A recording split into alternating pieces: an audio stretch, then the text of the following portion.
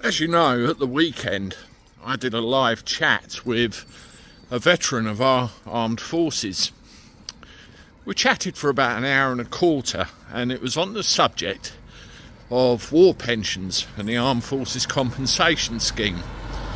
Now, to differentiate between the two, if you were in service, in military service prior to 2005 and came out with an injury or some kind of problem, then you were subject to the war pension scheme as it was at the time. But after 2005, I think it was actually April, you fall under the auspices of the Armed Forces Compensation Scheme. No matter which way you look at it, it's appearing more and more, despite what we hear in the press and what we hear from certain government ministers, that it's a complete and utter disaster. You know, it really is. What should happen is, if you are in military service, be it the Army, the Navy or the Air Force, and you are injured in military service and suffer from a physical ailment or a mental condition such as PTSD, you should be able to put a claim in, and it should be dealt with efficiently. At the end of the day, how much sacrifice was given by these men, these women in service of their country, and they get shafted as soon as they leave and they need help themselves. It's not good enough, simply not good enough. If you agree with that, subscribe to the channel. Now, I've been sent a big bundle of information which I'm going to release in different videos over the next few days. One of which was a very important parliamentary question put forward within the House. There's a good couple of minutes worth of video there, and I will play that separately.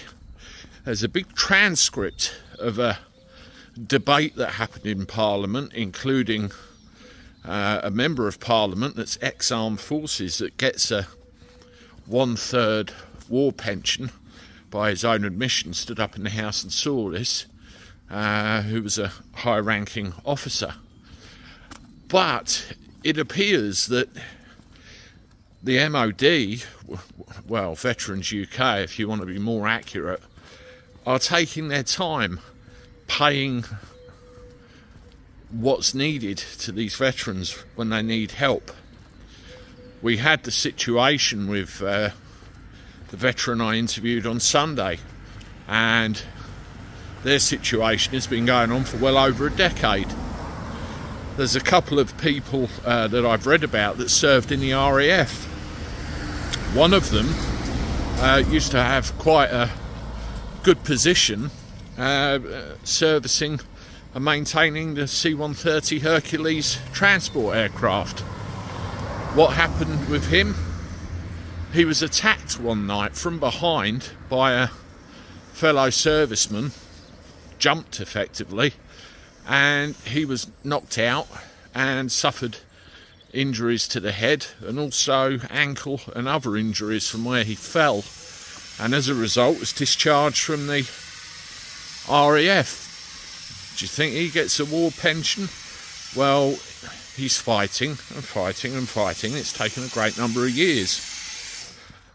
Another example of somebody who was in the RAF again. What actually happened with them? A big fuel drum, a big metal oil drum type thing fell on them, and again causing injuries which led to their discharge from service. Do you think that they get help? Think again what actually happened in their case. They fought for an appropriate level of compensation, and with the issues that it was caused, they were actually signed off on the permanent sick by a civilian doctor. So you think that they would get the help through the military? No such luck. What actually happened in the end with this individual, it's a very sad case. Had to sell his personal belongings because he couldn't afford to get by. And eventually, of course, he ended up homeless disowning his family, changing his name and disappearing. And when a fellow serviceman tried to locate him, found out tragically taking his own life. And he's not the only one. You know, in the last couple of years alone, there's a good 400 or so who've fallen foul of this, even though the statistics will beg to differ, those that have been published. So you can see it is a massive, massive problem. Now, what I'm going to do, I'm going to start releasing information that I've been provided with. If you haven't done so, please go and watch that live I did with our Armed Forces veteran at the weekend. And if you are a veteran as well, and you want to get your story out there, or you want to be heard, then please get in touch. You can do that by leaving a comment here, or emailing me at contact@andygifford.online. There is a certain amount of political interest in this, not from the areas you may think they are.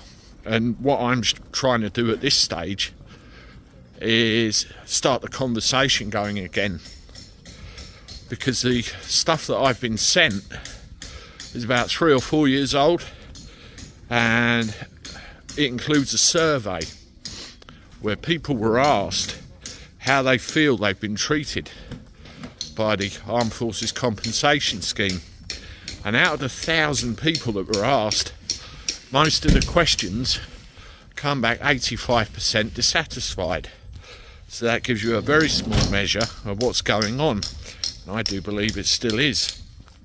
So again, I implore you, if you are in this situation yourself and you are a veteran, subscribe to this channel. If you're on YouTube, get in touch and let's see if together we can get that conversation going once again, because if we don't talk about it, who else will?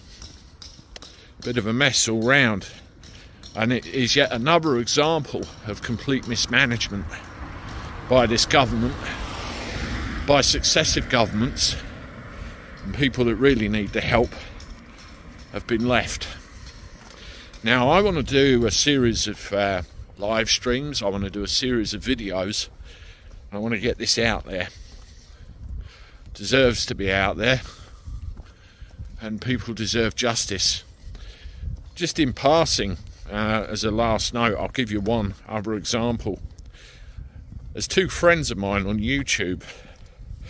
One of them served with a guy who got his foot blown off in Bosnia. Doesn't get what he deserves. And the other guy, it took him nearly 30 years to get what he's got now. Again, totally unacceptable. Anyway, thank you for listening. Let's hope we can get something moving with this. And as always, I look forward to talking to you again soon. Toodaloo.